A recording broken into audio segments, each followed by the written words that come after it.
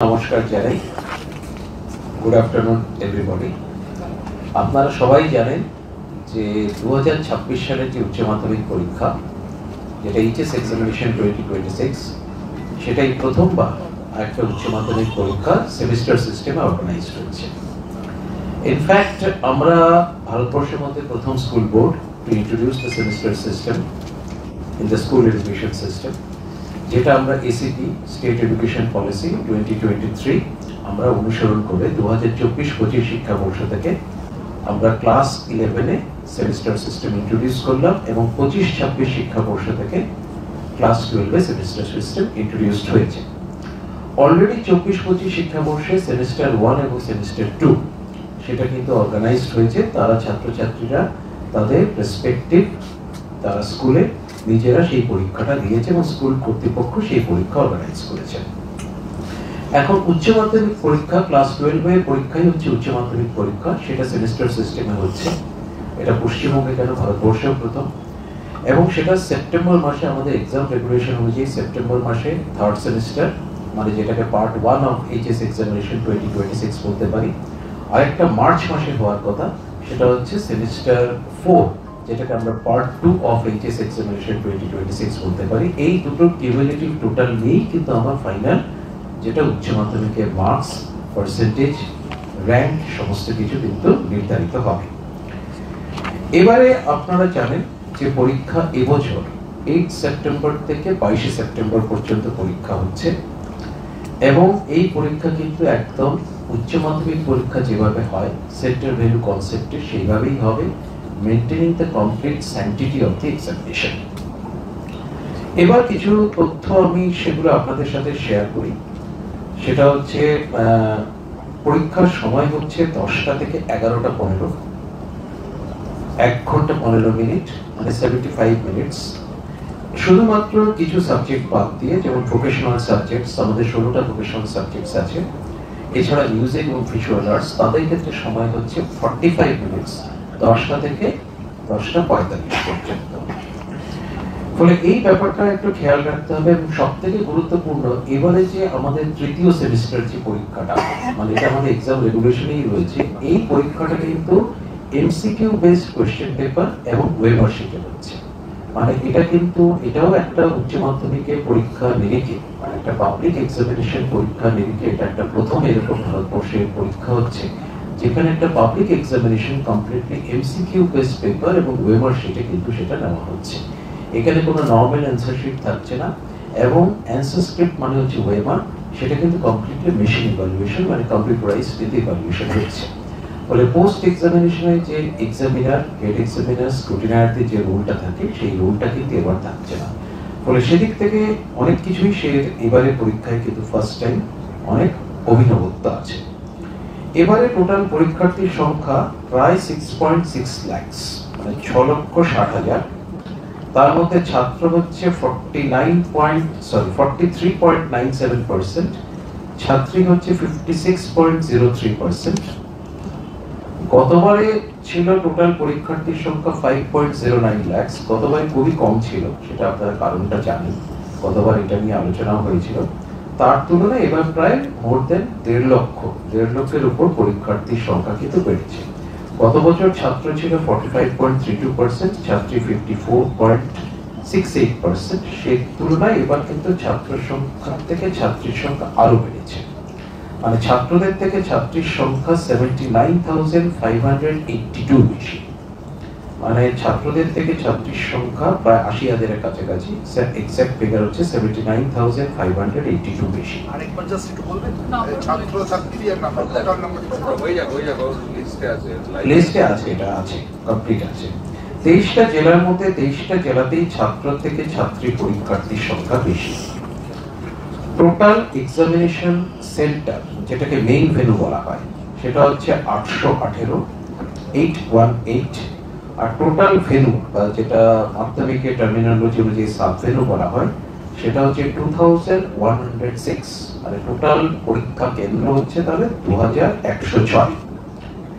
এবারে 342 জন ছাত্রছাত্রী, মানে পরীক্ষার্থী, সিডব্লিউএসএন মানে স্পেশাল চাইল্ড হিসেবে তারা সংসদের গাইডলাইন অনুযায়ী সুবিধে গ্রহণ করে পরীক্ষায় বসার জন্য আবেদন করেছেন।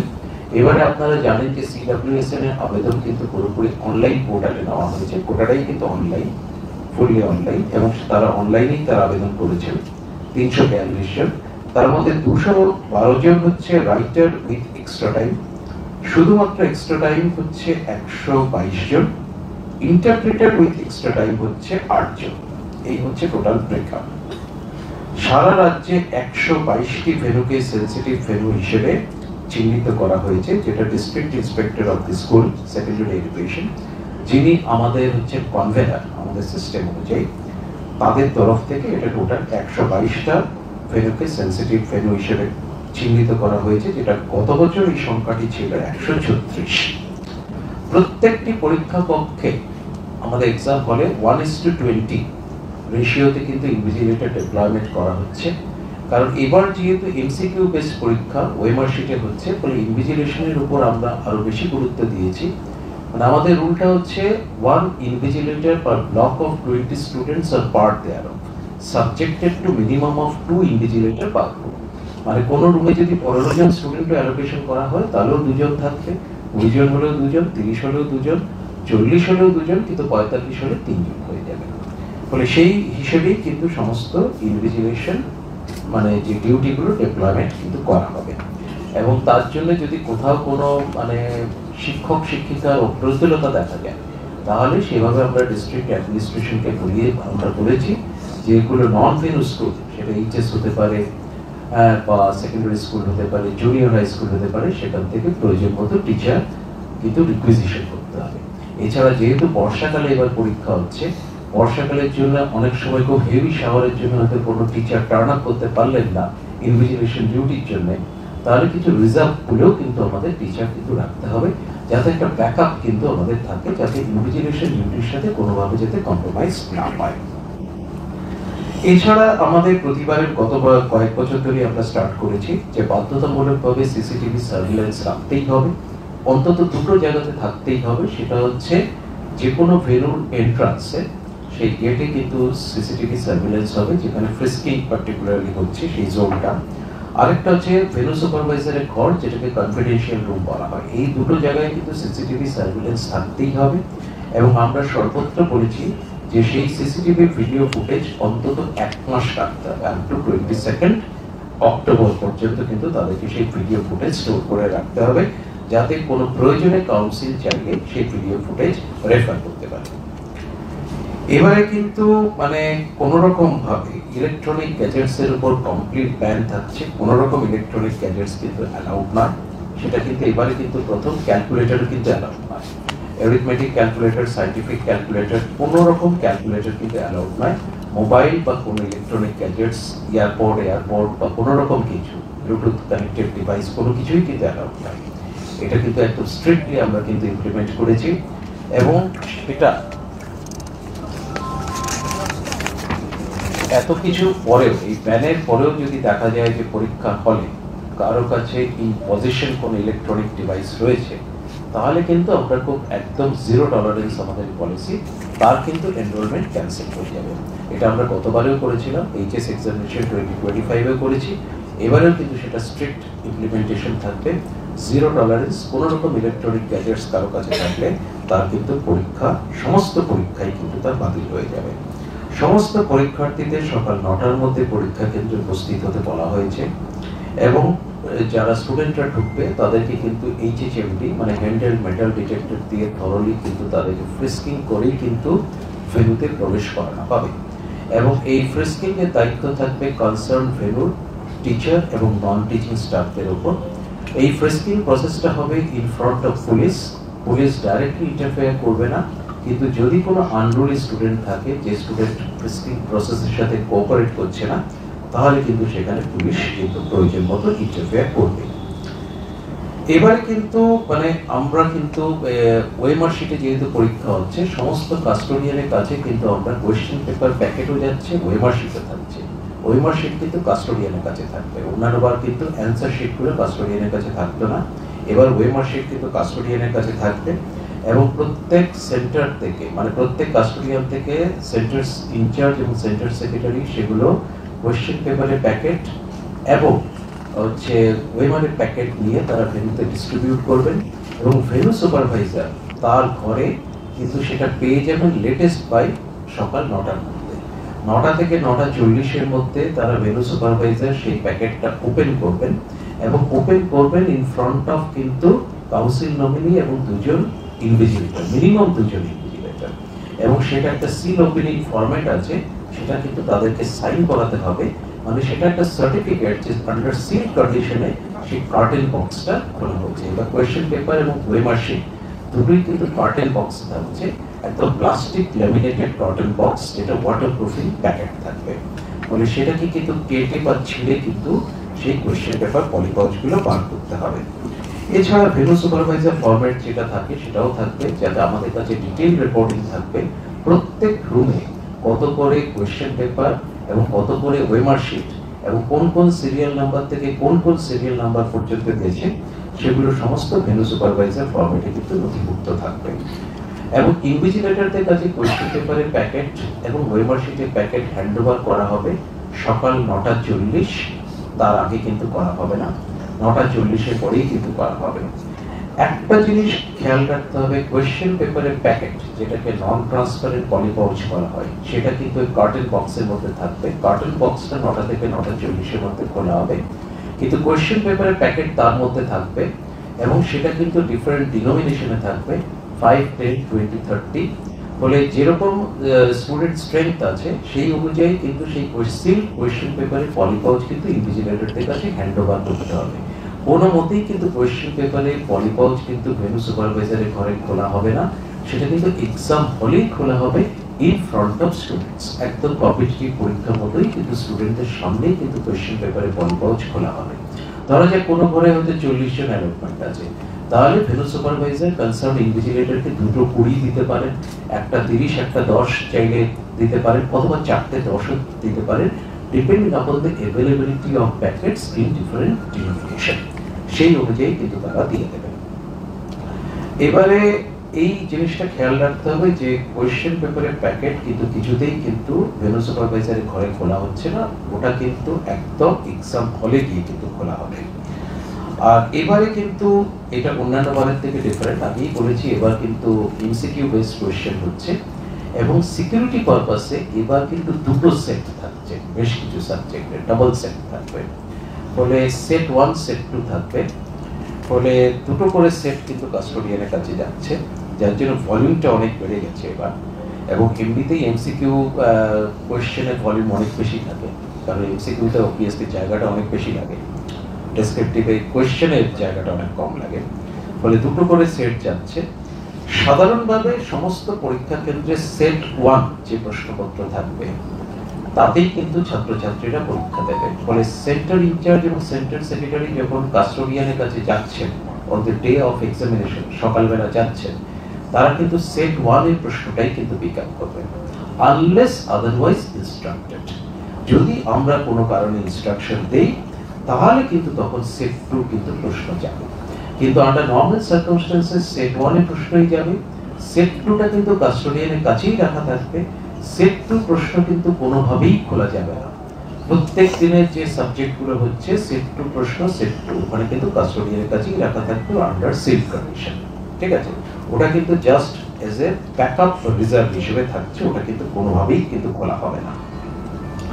এবার টোটাল 66টি বিষয় আমরা পরীক্ষা নিচ্ছি, 66 সাবজেক্টস, তো টোটাল 66টা বিষয় থাকবে। গতবার কিন্তু 62টা বিষয় পরীক্ষা হয়েছিল, 4টে আরো বেড়েছে, 66 আমাদের সাবজেক্টস এর উপর হচ্ছে।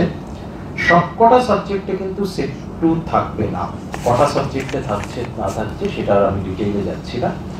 অবভিয়াসলি আমাদের সাবজেক্ট হচ্ছে টোটাল 66টা সাবজেক্টেই পরীক্ষা হবে, কিন্তু সেকেন্ড সেট যেটা থাকবে সেটা কিন্তু সবকটা সাবজেক্টে থাকবে না।